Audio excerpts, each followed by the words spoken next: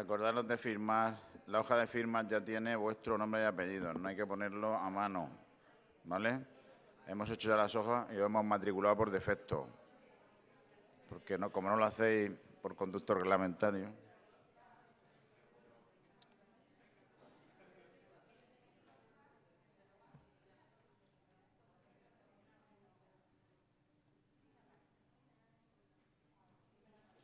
Bueno, como siempre voy a empezar yo, pues dando un poco de recordatorio, porque es llamativo, ¿eh? Ya os lo comenté la última vez, que a pesar de que a los tutores, lo vengo diciendo continuamente, nos reunimos bastante a menudo, y a vosotros lo estoy diciendo en la sesión general, pues sigo observando que probablemente las entrevistas o los archivos que utilizáis del libro del residente pues no son los adecuados. Porque quedamos en que si las entrevistas hay que hacerlas dentro del libro, porque todo se va a quedar dentro del libro ya, os recuerdo que eso es un cambio que ya llevamos diciendo varios meses. Este libro tendría que estar actualizado como mínimo hasta enero o febrero. Está tocado el 10 de octubre. Aquí, si lo hago al azar, seguro, a lo mejor alguno encuentro en su sitio, pero mira, 8 de mayo del 2024, este libro está sin tocar desde mayo.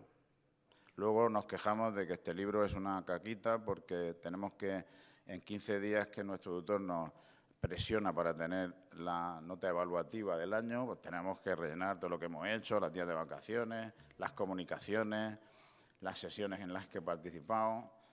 Pues ya veis, no sé cómo transmitirlo, no sé si ponerle un aviso en el móvil todos los días, ¿no? Puede ser mejor, ¿no?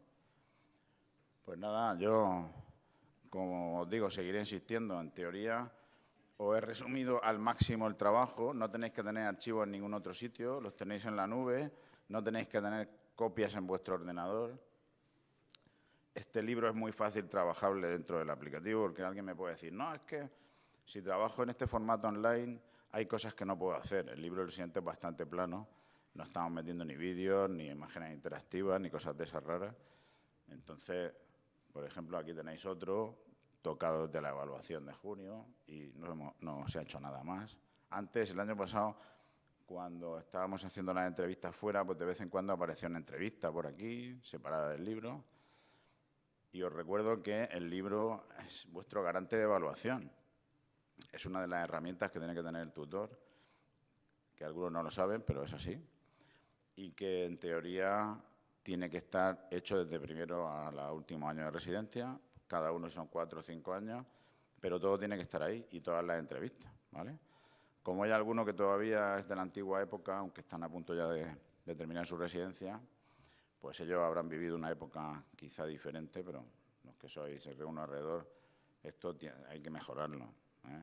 No podemos estar así de atrancados con este tipo de archivos, porque, ya os digo, es una cosa que necesitamos mejorar. Y no podemos decir que no lo podemos encontrar, lo llevamos en el móvil, todas las comunicaciones urgentes o no urgentes que tengamos que hacer. Aparte, hemos ganado otra cosa, y es que hay una vía directa con el jefe de estudios. Como veis, muchos de vosotros me preguntáis, me decís, me comentáis temas de rotaciones externas, internas, problemas en la residencia, o sea que es una vía de comunicación, así no tenemos que subir a la novena. Y bueno, no sé, decidme si necesitáis algo más, ¿qué puedo hacer? No se me ocurre nada más a mí, ¿vale? Porque enviaros un correo todos los días, como hace la consejería con la notificación de las cosas de los sindicatos y esas cosas, pues no me parece serio, ¿vale? Bueno, vamos a empezar la sesión de hoy.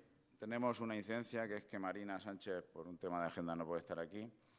Entonces tenemos un poco más de cuello, de margen, los demás para exponer. Y va a empezar Claudia hablándonos de un cuadro de síncope donde se plantea el diagnóstico diferencial de una embolia de pulmón masiva. Claudia, cuando quiera, te ponemos la presentación.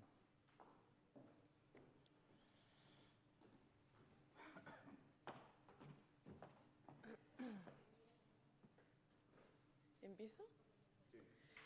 Bueno, buenos días, soy Claudia, residente de neumología, y voy a hablar sobre un caso que presencié cuando estaba rotando en la UCI, que trata de un tromboembolismo pulmonar agudo con sobrecarga del ventrículo derecho.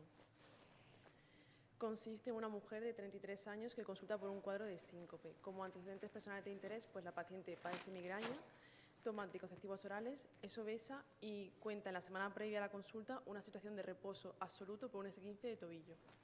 En ese contexto se extrae una analítica y se solicita una placa de tórax. Mientras que la paciente está en la sala de espera, presenta un nuevo episodio de deterioro del nivel de conciencia y se traslada a la sala de hemodinámica, donde se objetiva una tensión de 80-40 milímetros de mercurio, una frecuencia cardíaca de 130 latidos por minuto y una saturación del 90%. En ese contexto se revisa la analítica, donde destaca la presencia de un dímero D de 5.900. Bueno, antes de seguir con el desarrollo del caso clínico, me gustaría mostrar esta tabla donde aparecen los síntomas y los signos ordenados según la frecuencia. En el caso de nuestra paciente, que debutó con un síncope, vemos que la frecuencia del síncope en el caso del TEP se presenta en un 5-19% de los casos, la taquipnea en un 57-70% de los casos y la taquicardia en un 26-64% de los casos. La presencia de los síntomas y los factores de riesgo nos permite estratificar el riesgo de tener un TEP, de manera que tenemos la escala de Ginebra o la más conocida, la escala de Wells.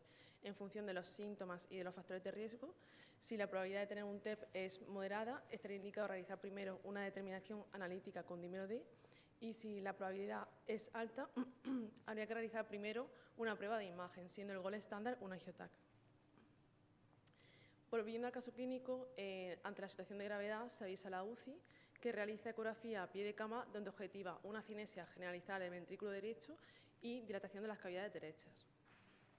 En general, los hallazgos ecocardiográficos más frecuentes en el TEP sería la presencia de dilatación del ventrículo derecho, el movimiento paradójico o rectificación del tabique interventricular, la presencia del signo de McConnell, que significa hipocinesia de la pared libre del ventrículo derecho con preservación del movimiento apical, dilatación de la arteria pulmonar superior a 25 milímetros, presión elevada de la misma, insuficiencia tricuspidia, aumento de presión de la aurícula derecha, trombosis visible intracavitaria o bien hipocinesia lobar del ventrículo derecho. Bueno, ante la situación de inestabilidad se canaliza una vía yugular derecha y se inicia tratamiento con sueroterapia intensiva y NORA para mantener la tensión arterial. Se administra bicarbonato y se realiza fibrinólisis con alteplasa, inicialmente en bolo y después con perfusión.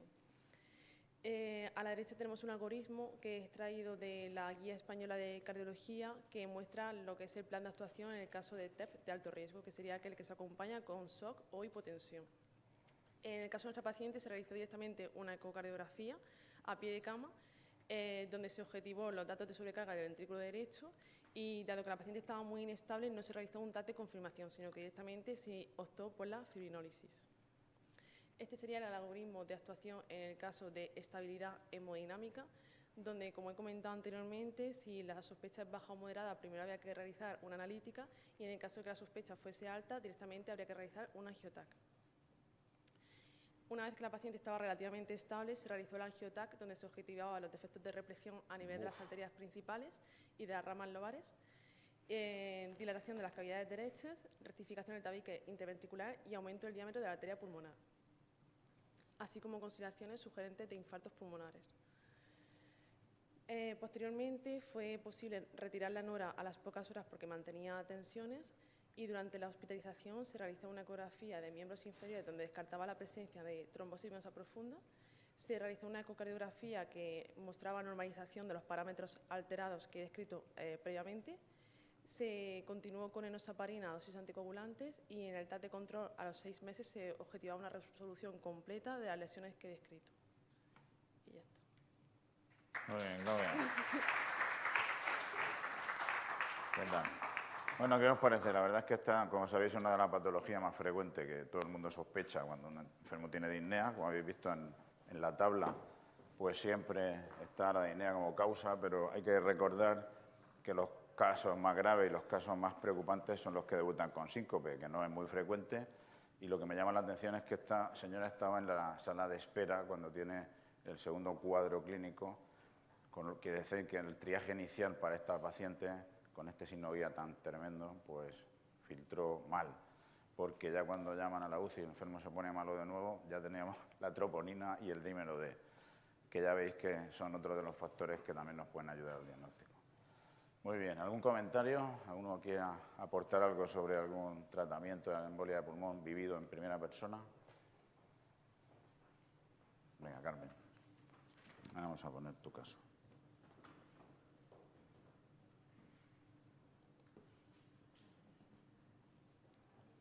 Ahí va.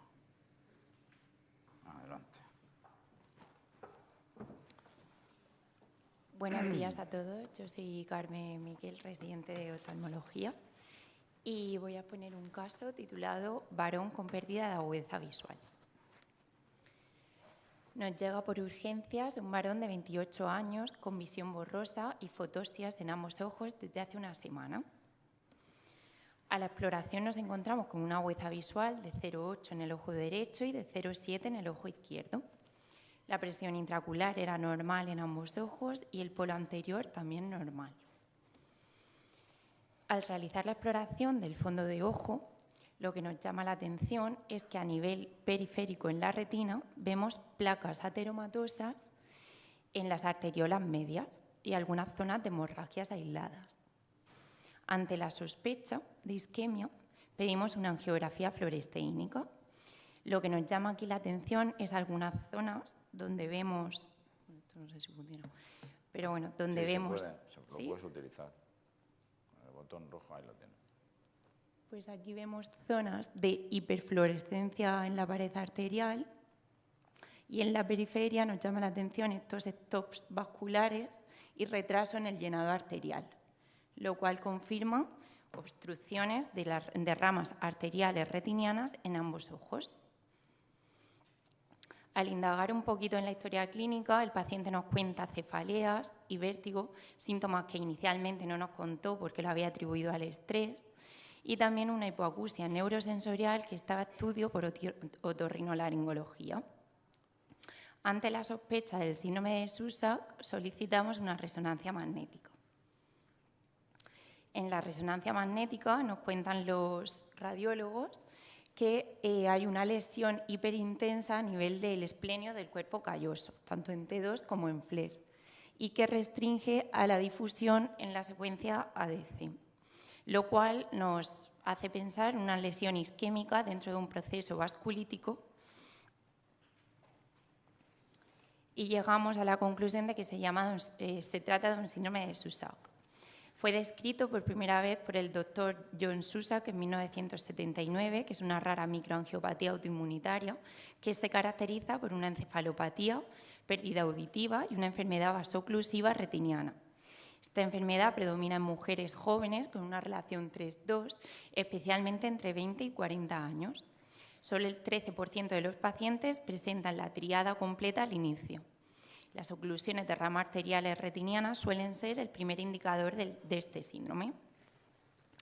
A nivel fisiopatológico, lo que aparece es una alteración en la autoinmunidad, mediada por el complemento y por las células CD8, que ello lleva a una oclusión inducida por el endotelio microvascular que da lugar a microinfartos a nivel cerebral, oído interno y en la retina.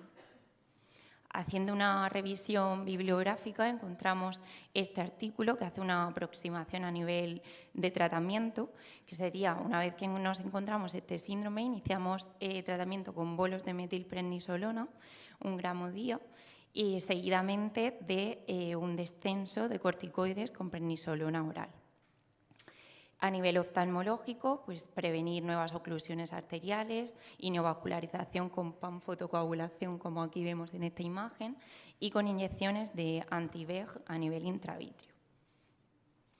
Como conclusiones, decir que la identificación temprana de la tríada clásica de encefalopatía, retinopatía y pérdida visual pérdida auditiva es crucial para un diagnóstico rápido y una intervención efectiva, que los oftalmólogos y otorrinolaringólogos jugamos un rol clave en la detección temprana, ya que las oclusiones de ramas arteriales retinianas y la hipoacusia suelen ser uno de los primeros signos de este síndrome, y que el manejo efectivo del síndrome de Susak requiere un enfoque multidisciplinario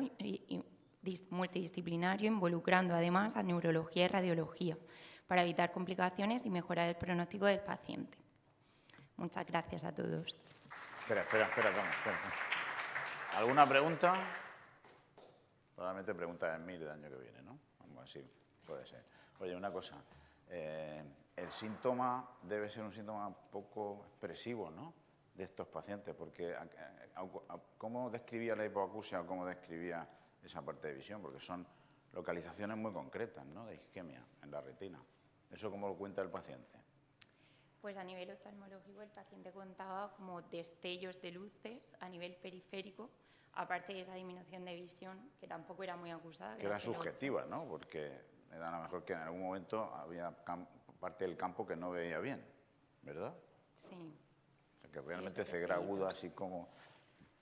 Esperábamos otra cosa, ¿no?, con ese título, pero es verdad que hay que tener mucha sospecha clínica de mirar a los pacientes y escucharlos bien, ¿no?, para que esto no se nos pase, porque esto no sé si él había consultado mucho previamente a especialistas, médico de cabecera o no. No. Porque él no enlazaba lo del oído y lo de la visión. De hecho, no nos lo contó, lo vimos en la historia clínica, que estaba en seguimiento por otorrinolaringología. O sea, y luego, al hablar con los otorrinos, ellos hicieron algún tema activo. Imagino que aparte de vosotros ponerle los esteroides intraoculares, también se remitió a autoinmunes, ¿no?, a la unidad de autoinmunes, que le está haciendo el seguimiento. ¿Sabes algo de él? Pues nada, a día de hoy me ha reaccionado muy bien a los polos de metilprednisolona. ¿Vosotros lo estáis revisando todavía? Sí, lo vamos revisando, sobre todo a nivel complicaciones oftalmológicas. Porque muy bien, estupendo. Buen caso. Vamos al siguiente.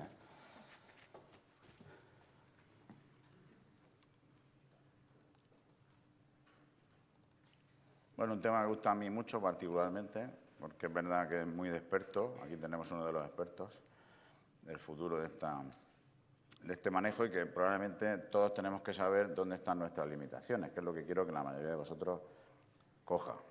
Adelante.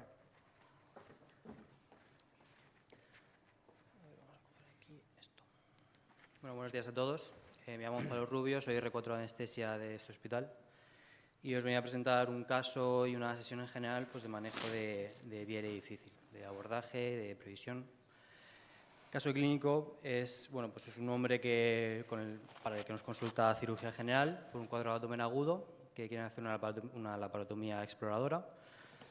Nosotros, pues, valoramos al paciente antes de entrar al quirófano y dentro de esa valoración vemos que tiene predictores de vía aérea difícil. Vamos a ver cuáles son ahora, cómo planificarnos y cómo abordar esta situación. En general me he basado en las últimas guías de mi sociedad, junto con la Sociedad de Medicina de Urgencias y con los otorrinos, que publicaron el año pasado en la revista de la Sociedad Española de Anestesiología unas guías de abordaje de vía aérea difícil. Lo primero que vamos a hacer es definirlo. Tenemos definiciones clásicas de vía aérea difícil, que son en general anatómicas, como puede ser la obesidad o la retrognatia, pero vamos a añadir nuevos aspectos en esta definición que son circunstanciales o situacionales. Por ejemplo, pues toda la vía aérea abordada de manera extrahospitalaria o de urgencia, así como la que se puede abordar en el box de hemodinámica de urgencias o en la UCI. Todas estas nuevas situaciones entran dentro de definiciones de vía aérea difícil. Vemos que tenemos la definición clásica, que es la vía aérea difícil anatómica. Tenemos una vía aérea difícil que es contextual, según dónde se realice este abordaje, si es un proceso que no es habitual o que se realiza. Cualquier vía aérea que se aborda de forma urgente o emergente va a entrar en la definición de vía aérea difícil. Y además tenemos definiciones según la fisiología del paciente o según la situación fisiológica del paciente. En situaciones de inestabilidad hemodinámica o de insuficiencia respiratoria o de muy poca tolerancia a la apnea, vamos a encontrar situaciones de vía aérea difícil por una razón o por otra, y también en estómago lleno. En concreto, pues todas estas definiciones lo que nos sirven es para realizar una predicción, un abordaje y una planificación. En concreto, yo aquí quería nombrar, además de nuestros predictores clásicos y nuestras escalas, pues el Malampati, la extensión cervical, el perímetro cervical, la apertura bucal. Además de todos esos descriptores, quería abordar yo el test de Macocha o la escala de Macocha, que es la única validada para el paciente crítico para predecir vía aérea difícil. Ellos van dando puntos y conforme vamos sumando, vamos llegando a una situación cada vez más difícil de abordaje. En Malempathy 3-4 y el SAOS son los que más puntúan, pero también el cuello rígido, la apertura oral reducida, que el paciente esté en coma, que tenga hipoxia o no sea anestesista. Todo esto va sumando puntos y nos van haciendo que el abordaje sea cada vez más difícil. El resultado de todo esto tiene que ser predecir cuándo podemos tener dificultad en el abordaje, elaborar un plan y compartirlo con el equipo y luego seguirlo. Los objetivos entonces que nos vamos a plantear, los objetivos principales que se describen en la bibliografía a la hora de abordar una vía aérea difícil, el primero de todos es mantener la oxigenación, sea como sea, ya sea con mascarilla facial y con bolsa o con ambú, o con mascarilla supraglótica. El primer objetivo no es intubar al paciente, es mantener la oxigenación, sobre todo entre intentos. Luego, mantener la permeabilidad de la vía aérea, sobre todo a base de minimizar el número de intentos. Vamos a ver luego cuántos son. Así intentamos disminuir el riesgo de edema, de secreciones y de sangre en la vía aérea por traumatismos repetidos en los intentos de intubación. Y por último, minimizar el riesgo de aspiración, ya que la broncoaspiración de contenido gástrico tiene muchísima mortalidad. Siempre tenemos que tener la aspiración montada y funcionando y a mano y hacer abordajes adecuados como la intubación de secuencia rápida en pacientes que puedan tener riesgo de estómago lleno. Llegados a este punto, en la bibliografía y en las últimas guías estas describen 3 abordajes concretos para manejar la vía aérea difícil. El primero de todos es con el paciente despierto. Lo vamos a ver sobre todo en quirófano cuando tenemos una vía aérea difícil que ya preveemos. Ya lo voy a explicar a continuación. Luego tenemos una inducción para poder intubar al paciente sin dolor y sobre todo sin consciencia, en la que intentamos preservar la ventilación espontánea. Nosotros en quirófano podemos hacerlo con sevoflurano inhalado, pero fuera de quirófano se puede hacer con ketamina intravenosa, con bolos hasta conseguir un estado disociativo que nos permite hacer esta maniobra. Y finalmente tenemos la inducción clásica con relajante neuromuscular, que es la que nos aporta las condiciones mejores, pero que compromete al paciente al dejarlo en apnea. En cuanto al algoritmo de vía aérea difícil prevista, que es en verdad la situación más rara, entre comillas, es una vía aérea difícil que ya sabemos pues por alteraciones anatómicas, porque tengo una mandibulostomía inferior, por ejemplo, una retronatia muy grande, o alteraciones del macizo craneofacial. Esto pues, es una situación pues, que vemos nosotros sobre todo en quirófano ante situaciones programadas y en la que vamos a hacer una intubación, un tratamiento de la vía aérea con el paciente despierto. Vamos a optimizar la situación del paciente, lo vamos a preoxigenar, vamos a topicalizar muy bien la vía aérea con anestésicos locales, vamos a hacer sedación o no. Vamos a pedir ayuda a un segundo operador y esto lo podemos hacer con fibrobroncoscopio, con videolaringoscopio o con las dos. Este abordaje de la vía aérea, una vez que falla, pues tenemos distintas opciones, o posponer, o hacer una cricotirotomía si tiene que estar intubado sí o sí, o pasar al siguiente algoritmo de vía aérea difícil no prevista. Este realmente es el más frecuente, la vía aérea difícil no prevista. El 93% de la vía aérea difícil es imprevista. Antes de abordar el algoritmo vamos a hacer 3 notas importantes. Que el primer plan, lo que nos dice la bibliografía es que el primer plan debe ser el mejor. En general, la bibliografía dice con videolaringoscopio. Que cada plan que ejecutemos o cada etapa de nuestro abordaje vamos a tener máximo 3 intentos. Y si no lo conseguimos ahí, vamos a pasar a otra cosa. Que vamos a intentar mantener la oxigenación, sobre todo entre intentos, y esto se puede hacer una oxigenación apneica con una gafas nasales normales a 10-15 litros por minuto. Las dejamos puestas mientras estamos haciendo nuestros intentos. Vamos a conseguir algo de oxigenación. Y en general también entre distintos intentos y en distintas etapas vamos a intentar verificar que la profundidad de hipnosis sea adecuada, que la relajación muscular sea adecuada y valorar siempre, buscar siempre posibilidades de optimización. En general, esta situación la vamos a tener cuando intentamos intubar o abordar una vía aérea. Y vamos a ver que pues, no lo preveíamos, pero bueno, que no hemos podido intubar la primera, fallamos. Bueno, pues ante un primer fallo, ante el primer plan máximo 3 intentos en el que fallamos, vamos a pedir ayuda, vamos a pedir el carro de vía aérea difícil si lo tenemos disponible y vamos a ventilar, ventilación con mascarilla facial. Si podemos ventilar al paciente, vale, bien, paramos, pensamos. Vamos a optimizar la técnica, no hemos podido a la primera, vamos a cambiar la pala, vamos a cambiar el dispositivo, cambiamos el tubo, utilizamos adyuvantes, modificamos la posición del paciente. Tenemos opciones, ya que estamos ventilando al paciente, de poder modificar nuestro intento. Ante un nuevo intento con la situación optimizada en la que no podemos y fallamos, tenemos una declaración de intubación fallida, no podemos intubar al paciente. A partir de aquí tenemos estas 5 opciones, que son despertar al paciente si es posible. Si no, vamos a continuar el procedimiento o el traslado del paciente con el dispositivo con el que hayamos conseguido oxigenar, con mascarilla facial o con dispositivo supraglótico.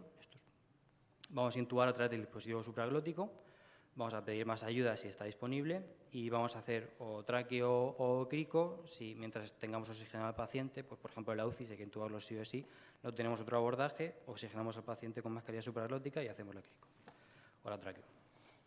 Bueno, pasamos ahora entonces a la rama, a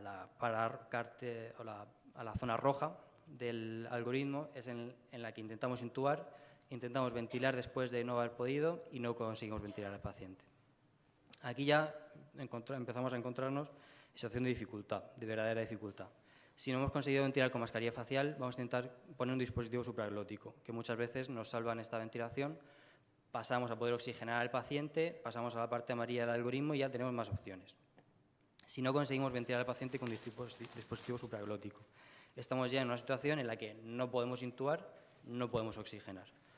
Si por alguna razón mantenemos todavía la saturación del paciente, todavía tenemos opción a un nuevo intento, valorar cambiar el dispositivo supraglótico para otra marca o por otro tamaño, intentar oxigenar así, utilizar otro dispositivo, un videolaringoscopio con pared hiperangulada si no hemos utilizado antes, y ahí intentar conseguir salvar la vía aérea ahí.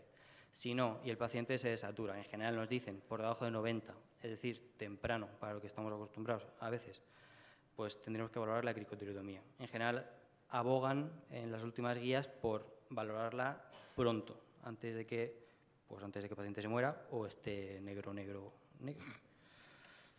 Esto es otro ejemplo de algoritmo descrito en otras publicaciones para abordaje de la vía aérea en críticos, en intensivos. En el fondo es similar, es valorar la vía aérea, ver si vamos a tener dificultad o no. Las últimas guías efectivamente nos dirían, más que hacer una laringoscopia directa, hacer una videolaringoscopia, incluso a la mínima que preveamos dificultad, videolaringoscopia. Si con este primer intento no podemos intubar al paciente, vamos a ventilar al paciente con la mascarilla facial y si no, con mascarilla laringia, como hemos dicho antes. Tendríamos un nuevo intento con la opción mejor que tengamos, generalmente pues un videolaringoscopio ayudados de una guía, y ya la última opción, conforme vamos progresando, pues es la intubación con fibrobroncoscopio o la cricotirotomía. En esencia es similar. Esto, por ejemplo, pues sería un plan de manejo, un ejemplo de plan de manejo de la vía aérea, en la que nos vamos a preparar al paciente, lo vamos a preoxigenar, lo vamos a poner con sus gafas nasales, con su gafa nasal de alto flujo, con la que haga falta, y vamos a definir los planes que tenemos. Un plan A pues, puede ser, en general, debe ser la mejor opción que tengamos, pues un videolaringoscopio. Tenemos 3 intentos en este primer plan, si no lo conseguimos pedimos ayuda, pasamos al segundo plan, plan B, que puede ser pues, un cambio de operador, o optimizar la imagen, cambiar la pala, cambiar el dispositivo. 3 nuevos intentos, si fallamos, pues vamos al plan C. En general puede ser el rescate de la vía aérea con la mascarilla laringia, oxigenar hasta que podamos ver qué podemos hacer, podemos intubar a través de ella con un fibrobroncoscopio. En caso de 3 nuevos intentos que fallamos en nuestro plan C, pasamos a la cricotirotomía. La última comprobación y la última efectivamente comprobación de que la intubación ha sido exitosa va a ser la capnografía como gold estándar, con sensibilidad y especificidad cercana al 100%. Sí. Y ahora vamos a repasar un poco las cosas que he ido nombrando. Lo primero que vamos a hacer es preoxigenar al paciente. Nosotros en quirófano lo hacemos con mascarilla y con balón. Se puede hacer también con ventilación no invasiva, si es con lo que está el paciente, por ejemplo, en fallo respiratorio, o con gafas nasales de alto flujo. Las gafas nasales de alto flujo, además, se pueden mantener entre intentos. Mientras nosotros abordamos la vía aérea por la boca, podemos dejarlas en las gafas nasales y hacemos algo de oxigenación apneica, que se llama, y algo se va oxigenando el paciente. El videolaringoscopio es lo que ahora defienden las últimas guías que debe ser nuestro primer abordaje. El primer abordaje debe ser el mejor que podamos, así que pues va a ser un videolaringoscopio en general.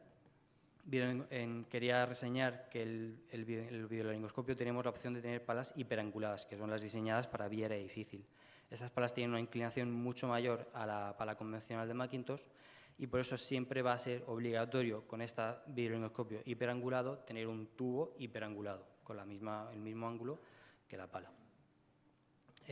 Otro adyuvante que podemos utilizar en todos esos intentos para ayudarnos a conseguir el manejo exitoso es una cánula, una guía o un bully. Podemos meterlo primero en la tráquea, así a ciegas o visualizando, y una vez que lo tengamos ahí, guiamos el tubo a través de él. Tenemos dispositivos supraglóticos de distintas marcas y distintos tamaños. Habría que seleccionar el más adecuado al paciente. A un adulto en general pues se puede probar primero con un 4, en caso de pues pedir uno y estar a otras cosas. Esto sería un dispositivo para oxigenar. Podemos oxigenar o con ventilación o con mascarilla facial o con dispositivo supralótico. No es un manejo definitivo de la vía aérea. Y también tenemos el abordaje con fibrobroncoscopio, que es el que hacemos nosotros despierto en quirófano. Se podría valorar si es posible, factible hacerlo en la UCI, pero bueno, esto es el manejo de la vía aérea despierto. El paciente queda con reflejos intactos, con ventilación espontánea, y realmente pues, es el que menos riesgo tiene si sabemos y seguro y preveemos que va a ser difícil y estamos en una situación, en un ambiente que podemos hacerlo. Y el último abordaje, la última opción, nuestro plan D, nuestro cuarto plan, es la cricotirotomía. El abordaje descrito en la bibliografía que debemos utilizar es la técnica que se llama bisturí, guía y tubo. Por la amplia disponibilidad de estas 3 herramientas que deben estar disponibles en cualquier sitio donde se aborde la vía aérea, se realiza una incisión vertical con el bisturí, se realiza una incisión horizontal sobre la membrana cricotiroidea una vez localizada, se hace hueco para la guía, se pasa la guía y se pasa el tubo. Todo esto debe estar y está disponible en gran parte de las localizaciones, más allá de los sets de crico con los que no estemos familiarizados y demás. El bisturí, guía y tubo. Y ya por último una reseña sobre las checklists. Vienen sobre todo de la aviación, donde están muy extendidas, en la aviación civil y en la aviación militar. Todos van con su checklist. Nosotros también podemos ir con nuestra checklist para el abordaje de la vía aérea. La SEDAR nos sugiere estas, en las que realizamos una evaluación del paciente, una monitorización, una optimización del paciente y nos preparamos todo el equipo y todos los fármacos que van a ser necesarios. Esto, pues, sobre todo en ambientes en los que no sea una técnica habitual de todos los días, nos puede ayudar mucho a tener todo disponible. Para críticos, la Intensive Care Society, pues, por ejemplo, nos sugiere esta, en la que igual preparamos al paciente, preparamos el equipo, preparamos al personal y nos preparamos para dificultades, es decir, decimos cuál va a ser nuestro plan y lo definimos, nuestro plan A, B, C y D, y lo compartimos con el equipo. Esto es otro ejemplo más. Esto se llama el protocolo de Montpellier. Pues igual, para críticos, pues nos sugieren unos pasos a seguir que son definidos y que nos pueden ayudar a prepararnos ante una situación así. Y ya termino con lo que todos debemos saber hacer, que es poner un Gödel, se gira, se mete hasta el fondo, y un ambú, que es ventilar con una mano o con 2, y esto sí podemos hacerlo todos y hasta que llegue más ayuda. Gracias. Espérate. Bueno, imagino que sabéis por qué elegí este caso. La verdad es que lo llevaba en mente y pensaba hacerlo multidisciplinar, pero bueno, Gonzalo me hizo visible este caso, que él lo vivía más como un enfermo urgente que tiene que intubar en quirófano. Entonces voy a hacerle primero una pregunta a él y luego ya... ¿Tenéis alguna pregunta para él? Gonzalo, cuando eres tú consciente, residente de anestesia, lo importante que es todo lo que has contado para nuestras especialidades. ¿Cuándo soy yo consciente? Sí, efectivamente. Pregunta al aire, a ver. Debería ser consciente de ello ya de R1 cuando no podemos realizar las primeras intubaciones, cuando estamos aprendiendo y no sabemos. Pero no deberíamos me hables en hacernos plural. ¿En tu caso fue así? En mi caso sería consciente un poco más adelante, a lo mejor ya pues de segundo año, donde ya estemos más en quirófano y empezamos a encontrarnos situaciones así, en las que de verdad encontramos dificultades y vamos en ese caso, pues yo por ejemplo de R2 a alguno de mis adjuntos, pues pidiendo ayuda, que es lo primero que hay que hacer, y abordando entre varias personas pues una situación en la que no se ha previsto que no podíamos intubar al primer intento. ¿Has tenido muchas experiencias en vía aérea difícil estresante? Muchas afortunadamente no, y sobre todo desde la llegada del videolaringoscopio cada vez menos. Es cierto. O sea que clínico no has tenido que presenciar una, no es que haya hecho En tú. general, a lo largo de la vida de un anestesista, que estuve en un curso hace poco, de 100 personas allí, 5 habían hecho una cricotirotomía alguna vez. Es verdad que las guías dicen de hacerlo y valorarla pronto, antes de... Bueno, me encanta la revisión que has hecho, yo creo que está muy bien, ha sido muy exhaustiva, y yo te propongo que hagamos entre docencia, formación, anestesia intensivos, un protocolo que no sea Morales, que no sea Montpellier, que sea Morales, ¿vale? ¿Te parece? Y lo ponemos en marcha en urgencia, en quirófano, en la UCI. ¿vale? Buscamos un equipo, ¿eh? Hay que tener frutos de estas cosas, ¿no os parece? Yo creo que es importante. ¿Y qué habéis aprendido vosotros de la charla de Gonzalo?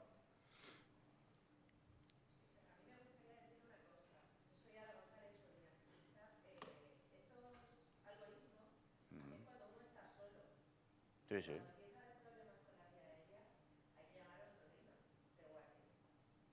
Cuando lo tienes. Cuando lo tienes. Es que eso hablamos de hospitales de alto nivel. Nosotros el otorrino está localizado, a no ser que tengamos la suerte de tener un residente. Sí, pero yo, si estoy de acuerdo contigo, si lo tienes es la mejor ayuda, porque es la persona que te da más tranquilidad desde el punto de vista quirúrgico.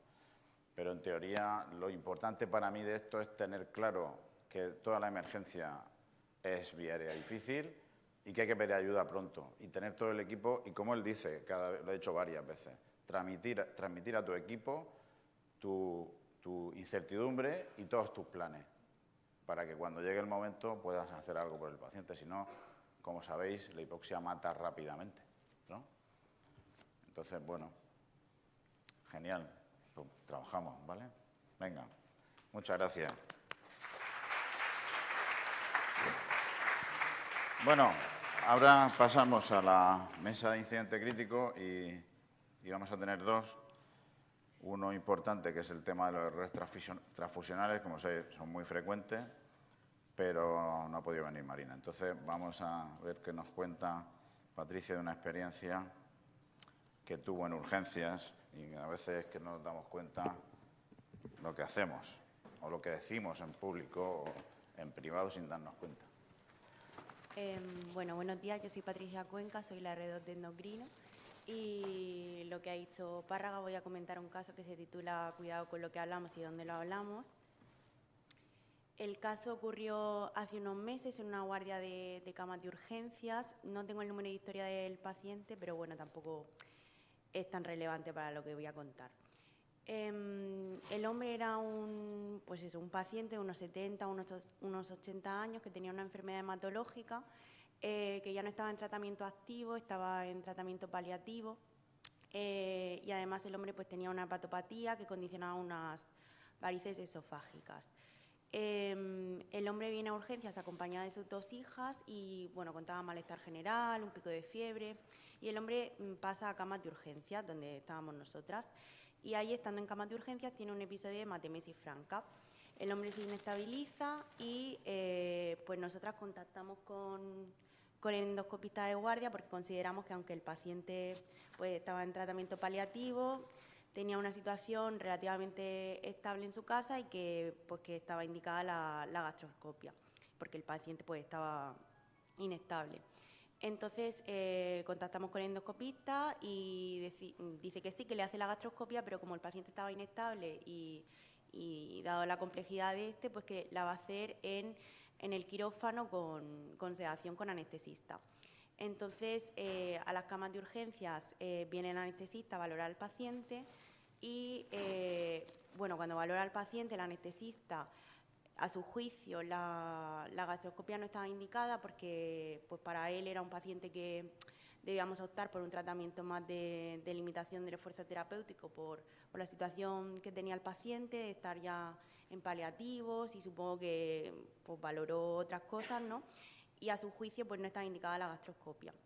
Y cuando salió de las camas de urgencias en sí, que en las puertas de camas de urgencias pues están a la salida todos los familiares, pues supongo que hablando con otro compañero del paciente, comentando el caso, pues diría ciertas cosas que no se dio cuenta, pero las hijas del paciente que habían venido con él a urgencias, pues lo escucharon.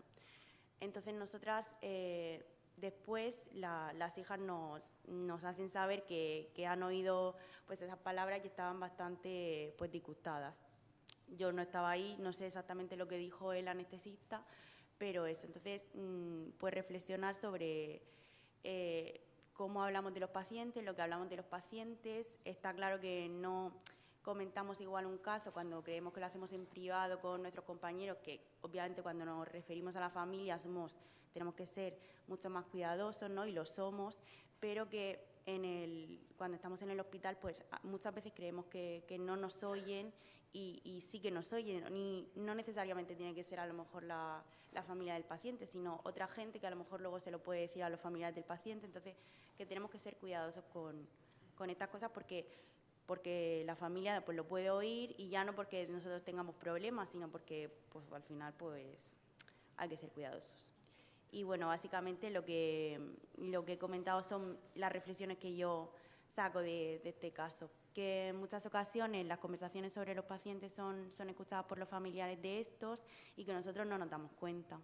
Los familiares de los pacientes, obviamente, como no puede ser de otra manera, son muy sensibles a lo que decimos, a la forma en la que decimos y las palabras que usamos. Tenemos que ser conscientes del lenguaje que usamos en el hospital, que tenemos que estar mucho más atentos a las formas en las que hablamos de los pacientes. Cuando los familiares pueden estar cerca, la puerta de cama me parece un sitio, o sea, un punto ahí crítico, porque, bueno, yo soy de endocrino, tampoco no paso mucho por planta, pero en las guardias sí que me ha pasado alguna vez estar en camas, vas a cenar, estás comentando algún paciente con un compañero y sales y te tienes que parar en seco porque te das cuenta de que los familiares están ahí. Y bueno, también eso, en este caso concreto, pues hubo, como hubo esa disparidad de criterios según pues la médico que lo llevaba en camas y el anestesista, pues también hubo un poco ahí de tensión, y a lo mejor eso le hizo al anestesista no darse cuenta de que estaba ahí la familia, porque estaba pues eso, un poco eso, ¿no? Entonces, eso, que en las relaciones entre las distintas especialidades pueden ser difíciles en situaciones de estrés o ambigüedad de la toma de decisiones, y tenemos que procurar, pues, en la medida de lo posible, intentar todos aportar y no, pues eso, no llevar más allá la discusión. Muy bien, Patricia. Bueno, independientemente del caso que nos cuenta Patricia, yo creo que yo os puedo contar muchas vivencias personales de una situación parecida, no exactamente igual, que he vivido muchas veces en la UCI. Y es que, como sabéis, los pacientes de la UCI a veces están totalmente sedados, dormidos, y no se enteran de nada, ¿verdad? Y entonces el personal de la UCI en general pues tiene tendencia a pensar que todos sus pacientes que están a su alrededor tienen esa sensación. Y a veces en los controles, o cuando nos acercamos a las puertas, o cuando tratamos con ellos, pues decimos cosas a nuestros compañeros de trabajo que los pacientes oyen y escuchan. Y imaginaros esa situación, una persona que está oyendo, que está en despertar y que está oyendo cosas de él, pues, tampoco quiero ser muy escatológico, pero imaginarosla cuando una persona pues tiene temas fisiológicos y oye las calificaciones que el personal de enfermería, auxiliar o médicos emiten sobre ellos, ¿no? El estrés tiene que ser brutal, no sé si os podéis poner en esa... Entonces hay que tener cuidado cuando... Y es una cosa que siempre, el que haya hecho el curso de comunicación conmigo lo sabe, no podemos, está prohibido totalmente hablar fuera del contexto clínico sanitario, en los pasillos no se puede hablar de pacientes. Tenemos que tener un cuidado extremo cuando vamos a comunicar algo sensible, tenemos que tener primero el entorno, y cuando este tipo de casos, por ejemplo, que tiene que ser un caso multidisciplinar, yo puedo tener mi idea, pero hay que hablarlo multidisciplinarmente, lógicamente, y tomar una decisión consensuada. Y claro, muchas veces es verdad que el estrés de las guardias, como dice Patricia, pues nos hace vivir situaciones mentales complejas, y depende de la hora de la guardia también nos puede afectar, ¿no? Entonces yo creo que es una de las cosas que como médicos tenemos que tener como profesionales muy claro, que hay que tener mucho cuidado de los juicios que hacemos en voz alta, que tú puedes pensar mentalmente lo que quieras, pero cuando estás en el entorno sanitario, incluso hablando de compañeros, que es otra de las manías que tenemos de calificar y cualificar, hay que tener mucho cuidado, ¿vale? Entonces, bueno, yo creo que es un incidente crítico que está muy bien traído y que espero que todos aprendemos de él, independientemente del caso concreto y del caso de paciente, que, bueno, esto es una excusa para hablar de este tipo de cosas. Dinos. Bueno, alusiones, no lo tomes como alusiones. Esto podía ser cualquier especialista de cualquier especialidad.